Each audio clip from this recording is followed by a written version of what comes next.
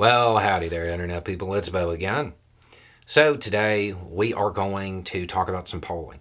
We're going to talk about some polling that was conducted and how, even though that polling isn't really surprising, it's counterintuitive. Most people think that it's odd, even though it's just kind of how things normally work. And we're going to talk about how that polling sets the stage for some major difficulties on the foreign policy scene when it comes to the future plans of both the United States and of Israel. Right after this started, and I mean right after, my inbox started filling up with the question of why would they do this? What were they hoping to accomplish? And I said the goal was to provoke an overreaction.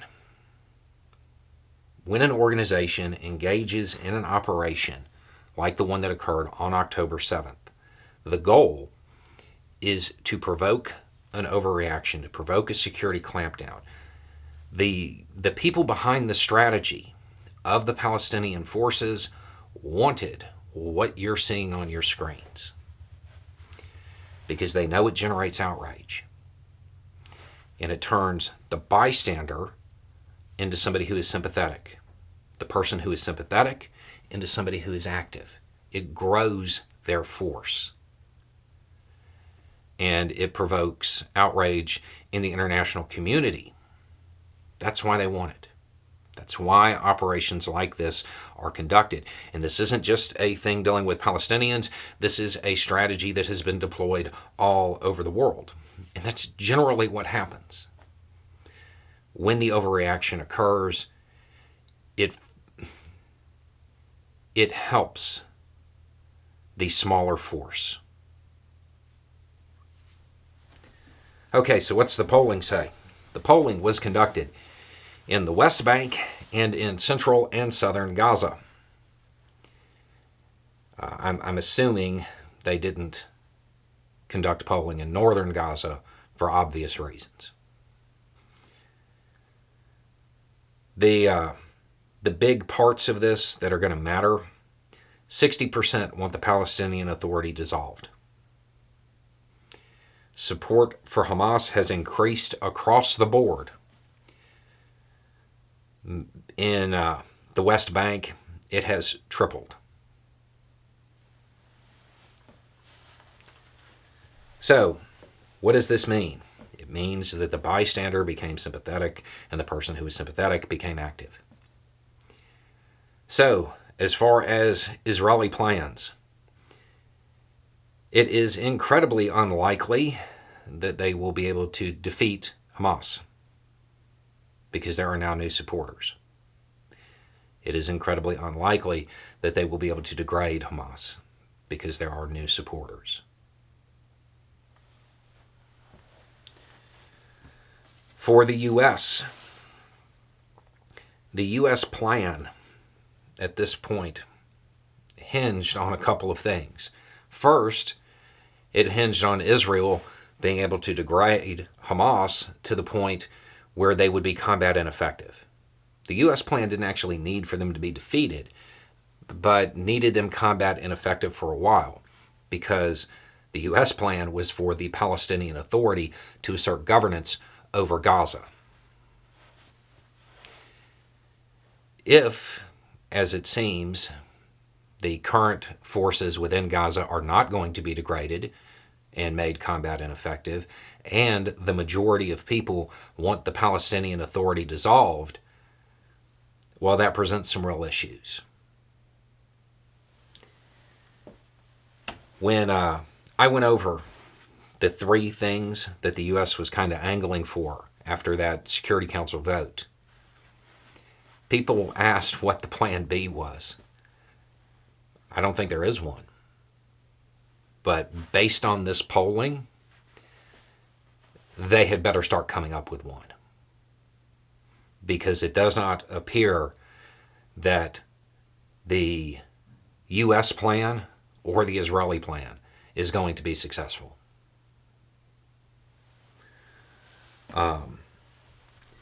This is pretty predictable. This is how this works. When you are talking about this kind of irregular conflict, this is what happens. I will put the video from, I think it published on the 9th and was recorded on the 8th. I'll put it down below.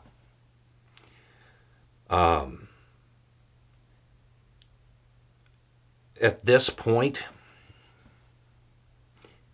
I do not see a way that this ends without another cycle. I would hope that people file all of this information away. So the next time the politicians come out and talk about using this overwhelming force, it's acknowledged that it doesn't work. It plays well for the cameras, but it doesn't actually solve the problem. I am not aware of anything other than a full mobilization of the UN and literally putting thousands of troops in between the two sides for an extended period, while simultaneously pumping a massive amount of aid into Gaza that even stands a chance of stopping another cycle now. This was, you can go back and watch that video. This was pretty predictable. But, I don't know, consider it my optimistic nature. I was hopeful that something would change. It does not look like it's going to.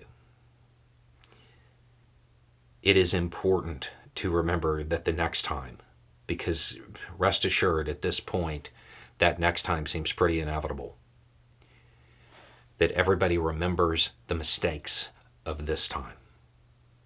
These mistakes, this cycle, it has been going on for decades. It doesn't work. Even if this polling is off, and I know somebody is going to try to suggest that, even if it is off by, cut it in half. Cut it in half. And support still doubled.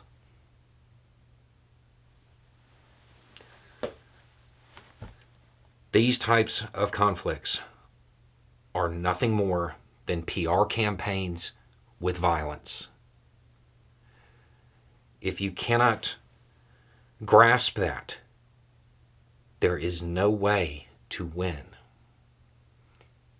In conflicts like this, it is the responsibility of everybody to acknowledge that this ends at a negotiation table. And the goal should be to get there as quickly as possible, because it doesn't end any other way. It just keeps going. Anyway, it's just a thought. Y'all have a good day.